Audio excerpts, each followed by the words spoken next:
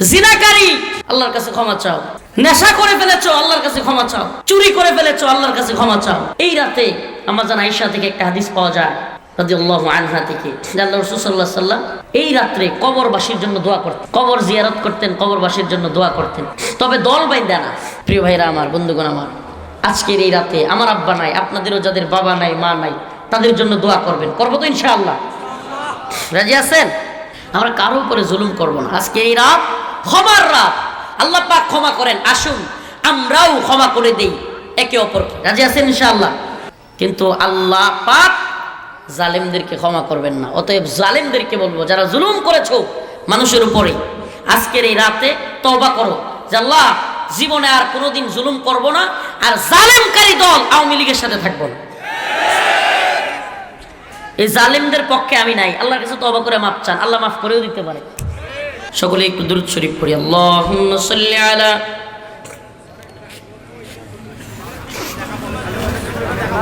আল্লাহুম্মা সাল্লি আলা মুহাম্মাদ ওয়া আলা আলি মুহাম্মাদ কামা সাল্লাইতা আলা ইব্রাহিম। বুঝলাম না, দুরূদ পড়লে কি গুনাহ হয় নাকি? হ্যাঁ, তো দরুদ পড়েন না কেন? আজকের এই রাতটাই তো ইস্তিগফার, দরুদ বেশি বেশি পড়বার রাত। লাইলাতুন নিসফি মিন শাবান, শাবানের মধ্য রজনী, এটা একটা পবিত্রতম রাত, ক্ষমার রাত। আল্লাহ পাক এই রাতে বান্দাদেরকে ক্ষমা করেন। সুবহানাল্লাহ। আল্লাহ পাক আমাদেরকে কঠিন এক পরীক্ষার মধ্যে ফেলে দিয়েছেন। সুবহানাল্লাহ। বিশেষ করে আমাদের মুসলমান যুব সমাজকে আজকের দিনটা তাদের জন্য খুব কঠিন পরীক্ষা ছিল। একদিকে ইয়াউমুল জুমআ, আরেকদিকে লাইলাতুন নিসফি মিন শাবান, শবে বরাত, আরেকদিকে বিশ্ব বেহায়া দিবস। সব মিলায়া ইমানের পরীক্ষা হয়ে গেছে। মুসলিম যুবকরা, যুবতীরা কোনটাতে পাশ করছে নাকি পরীক্ষায় ফেল করছে, এটা সে জানে, তার আল্লাহ জানে।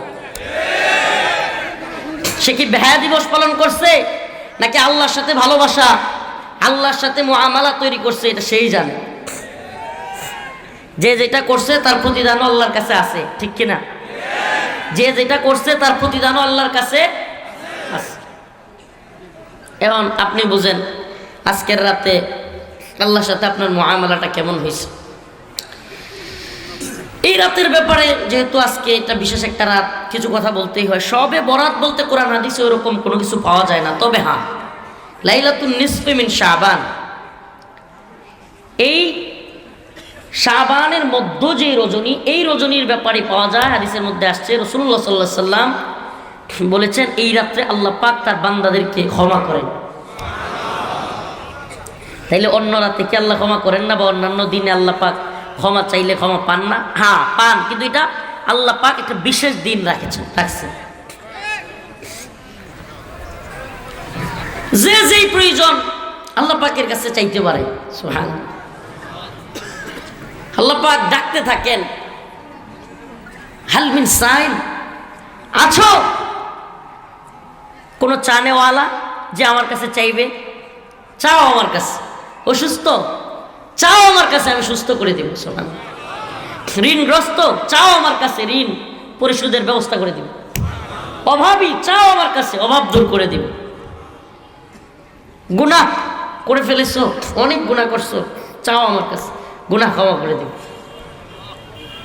হাল মিন সাইল, আছো কোন চানেওয়ালা যে চাইবে আল্লাহর কাছে?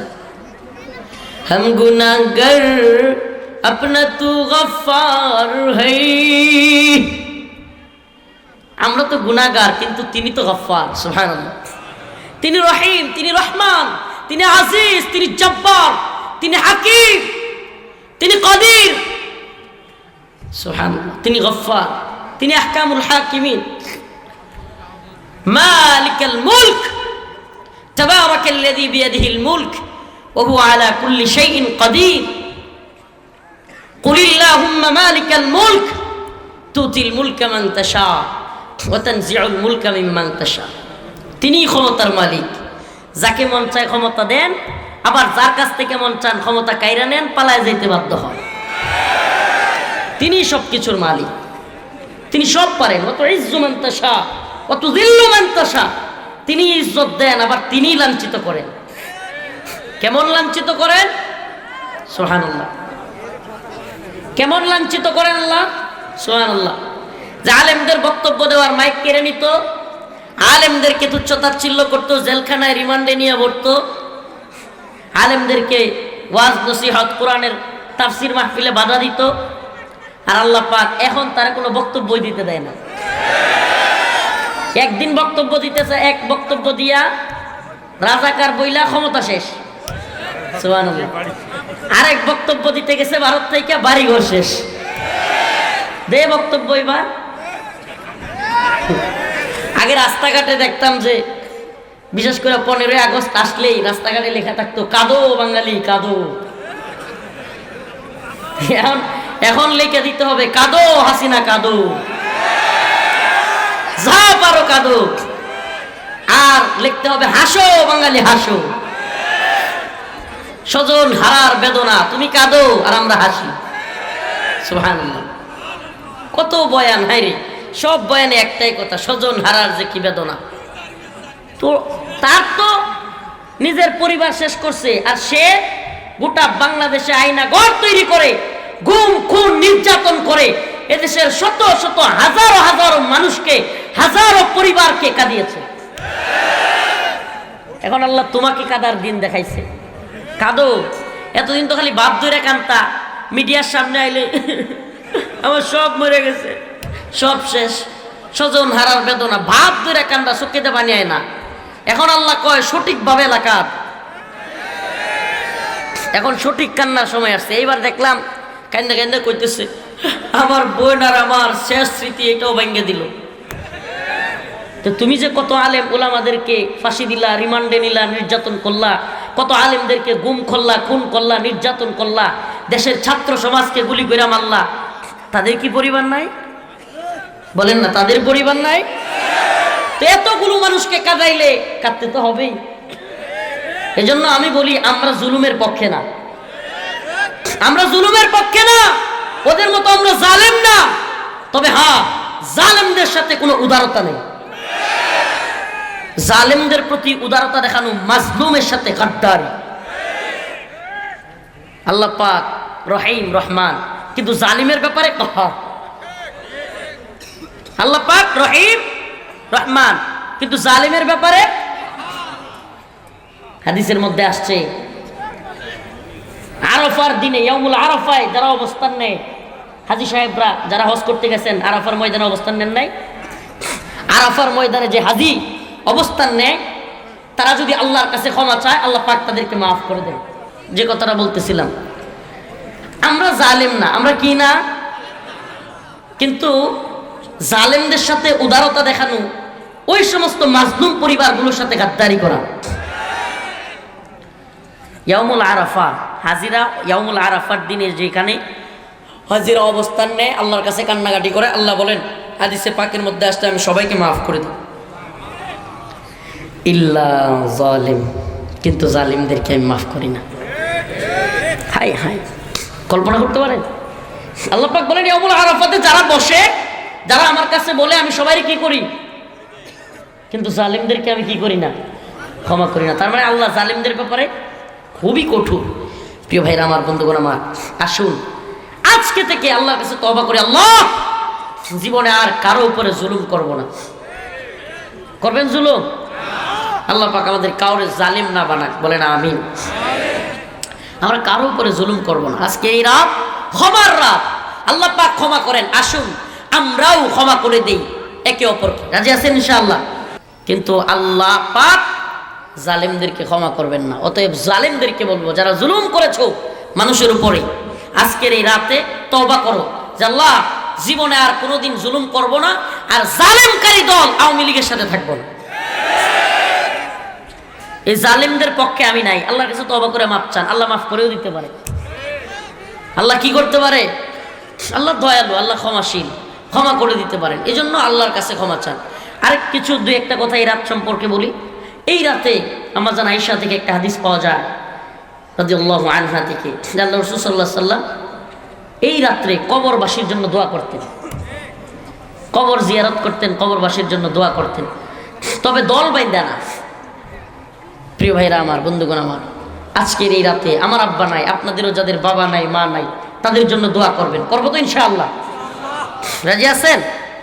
দোয়া করবেন, বেশি বেশি ইস্তিগফার পড়েন। আস্তাগফিরুল্লাহ, আস্তাগফিরুল্লাহ। হায় আফসোস, এই জবানগুলো বন্ধ, অথচ আল্লাহর ইস্তিগফার করা আজকে কত বেশি জরুরি। কেন আপনাদের জবানগুলো বন্ধ? আস্তাগফিরুল্লাহ ওয়া আতুবু ইলাইহি। আপনারা না পড়লে সারা রাত ইস্তিগফার করতে থাকুন, দেখি কতক্ষণ না পড়া পারেন। আমার এখনো মনে আছে শেখুল হাদিস আল্লামা আজিজুল হক রহমাতুল্লাহ আলাইহি, আমাদের এলাকায়, আমি তখন খুব ছোট্ট, 2012-র দিকে সম্ভবত, হুজুর মারা যাওয়ার আগের বছর বা এরকম 12 তো হুজুর ইন্তেকাল করছেন। এর আগে এক মাহফিলে গিয়া হুজুর প্রায় 30 মিনিট, আধা ঘন্টার মতো খালি সুবহানাল্লাহি ওয়া বিহামদিহি সুবহানাল্লাহিল আযীম, খালি এটাই সুবহানাল্লাহ। সারা রাত ওয়াজ শুনে আর ওয়াজ কইরা যেই ফায়দা হবে, কয়েকবার ইস্তিগফারের আমলের ফায়দা আর অনেক বেশি। হাদিসে পাকের মধ্যে আসছে, যে ব্যক্তি বেশি বেশি ইস্তিগফার পড়ে আল্লাহ পাক তার রিজিকের ব্যবস্থা করেন। যে ব্যক্তি বেশি বেশি ইস্তিগফার করে আল্লাহ পাক তার গুনাহগুলি মাফ করে দেন। আল্লাহ রাসূল সাল্লাল্লাহু আলাইহি সাল্লাম, যার কোনো গুনাহ নাই, তিনি প্রতিদিন শত শতবার ইস্তিগফার পড়তেন। আর আমরা ইস্তিগফার পড়তে ভুলে গেছি। পড়েন না, আস্তাগফিরুল্লাহ ওয়া আতুবু ইলাইহি, আস্তাগফিরুল্লাহ ওয়া আতুবু ইলাইহি, আস্তাগফিরুল্লাহ। আজকের রাত থার কথা ছিল মসজিদে, যেহেতু মাহফিলের বয়ানে এই পড়ছি, আসলে একটু আমল করি। কি কন? ওয়াজের মাঝখানে একটু আমল করি না? আল্লাহ পাক বলেছেন, আল্লাহ রসুল বলেছেন, এই রাত হলো ইস্তিগফারের রাত, ক্ষমার রাত। আল্লাহ পাক এই রাতে বান্দাদেরকে ক্ষমা করেন। জিনাকারী, আল্লাহর কাছে ক্ষমা চাও। নেশা করে ফেলেছো, আল্লাহর কাছে ক্ষমা চাও। চুরি করে ফেলেছো, আল্লাহর কাছে ক্ষমা চাও। যত পাপাচারে লিপ্ত হয়ে গেছো, আল্লাহর কাছে ক্ষমা চাও। আসেন না, ক্ষমা চাই। আস্তাগফিরুল্লাহ ওয়া আতুবু ইলাইহি। আরে আওয়াজ মনে হয় 20 জনের আওয়াজ আসে। আস্তাগফিরুল্লাহ ওয়া আতুবু ইলাইহি। একবার অন্তর থেকে আল্লাহর সাথে একবার তাআল্লুক মা আল্লাহ, প্রয়োজনে চোখটা বন্ধ করে আস্তাগফিরুল্লাহ ওয়া আতুবু ইলাইহি, আস্তাগফিরুল্লাহ ওয়া আতুবু ইলাইহি। আল্লাহ রাব্বুল আলামিন কোরআনে পাকের মধ্যে বলেন, ইল্লা মান তাবা ওয়া আমানা ওয়া আমিলা আমালান সালিহান ফাউলাইকা ইউবাদদিলুল্লাহ সাইয়্যাতিহিম হাসানাত। আল্লাহ রাব্বুল আলামিন বলেন, হে বান্দা, তুমি গুনাহ করে ফেলেছো। ও দিনাজপুরের পার্বতীপুরের মুসলমান, এই দুনিয়ার নিয়ম কি? এই দুনিয়ায় আপনি আমি একবার ভুল করলে মানুষ ক্ষমা করতে চায় না। এই দুনিয়ার অফিস আদালতের চাকরি যারা করে, একদিন ভুল করলে হুমকি দেয়, গালি দেয়। দ্বিতীয় দিন ভুল করলে চাকরি ছেড়ে দেওয়ার জন্য বলে। তৃতীয় দিন আবার ভুল করলে ঘাড় ধাক্কা দিয়ে চাকরি থেকে বের করে দেয়। ক্ষমা চাইলে ক্ষমা করে, ক্ষমা চাইলে ক্ষমা করে না, গাট্টা ধাক্কা দিয়ে বের করে দেয়। কারো কাছে কিছু চাইলে হাত পাতলে নারাজ হয়, গুসা করে। আর আমার আপনার মালিক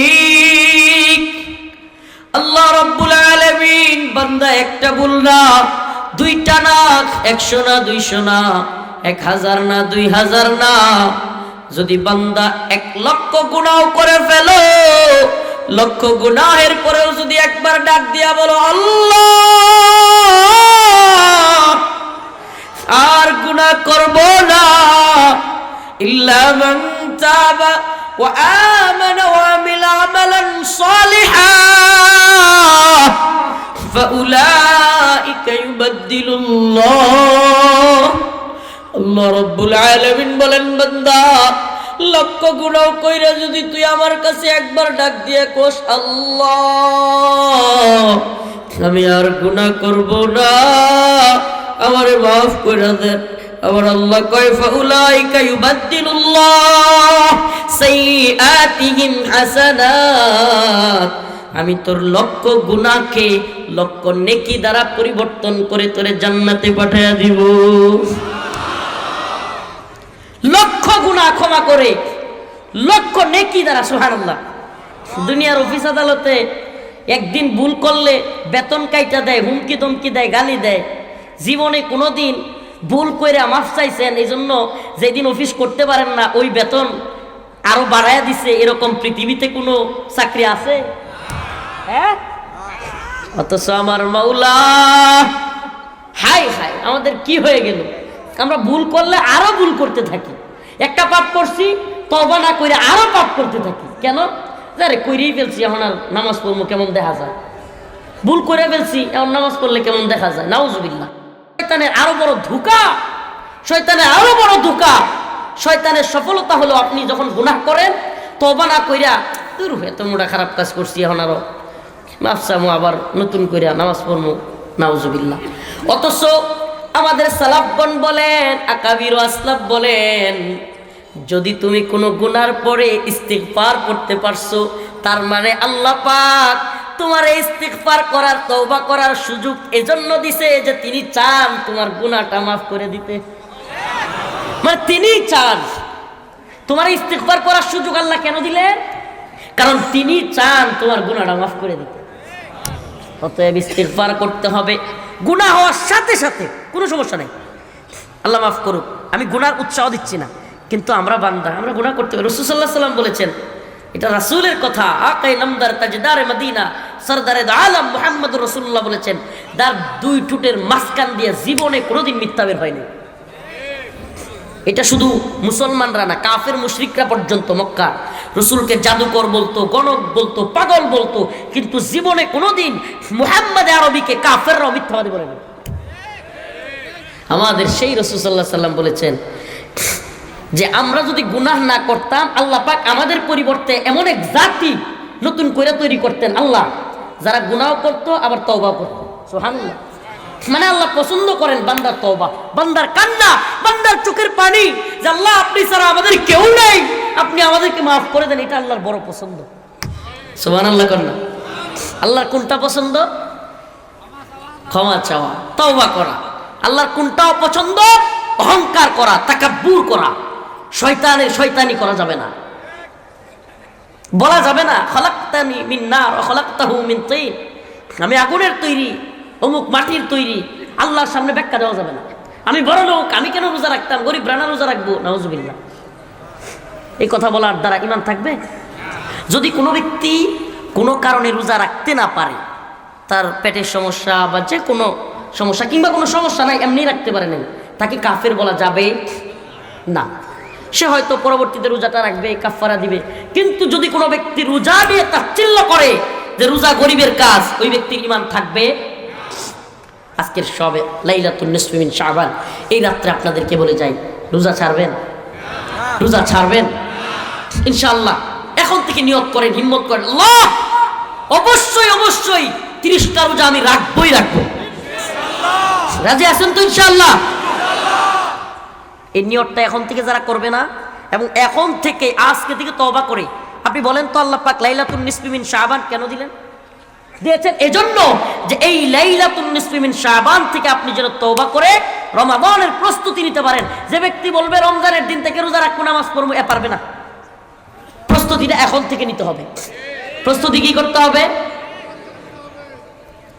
আমরা কুরবানি দিই না, কোরবানির ঈদের দিন সকালে কেউ কি চাকু, তরবারি কিংবা গরু যেগুলো দিয়ে কাটে, ওই দিন সকালে কি কেউ বাজারে গিয়ে এগুলো আনে নাকি আগের থেকেই তৈরি করে? আমরা যে রান্না করা খাবার খাই, জটপট ক্ষেতের থেকে আনি, সাথে সাথে খাই, মাছ সাথে সাথে দড়ি সাথে সাথে খাই সবাই না, তৈরি করতে হয়, বাজার থেকে কিনতে হয়, মশলা আনতে হয়, বাজার থেকে কিনে তারপরে তৈরি হইতে হয়। প্রত্যেকটা কাজের ক্ষেত্রে যারা প্রস্তুতি নেয় তারাই সফল হয়। যারা প্রস্তুতি নেয়, এই যে একটা মাহফিল করছে, যদি আমি আসতাম আর সাথে সাথে মাইক টানাটানি করতো, এই প্যান্ডেল টানাটানি করতো, এসা বয়ান করতে পারতাম? প্রস্তুতি নিতে হয়, প্রস্তুতি খুব জরুরি। যারা প্রস্তুতি নেয় না তারা সফল হয় না, যারা প্রস্তুতি নেয় না তারা কি হয় না? সফল হয় না। আজকের আলোচনাটাও আমি এতক্ষণ এই রাত্র নিয়ে কিংবা একটু তওবা নিয়ে আলোচনা করলাম।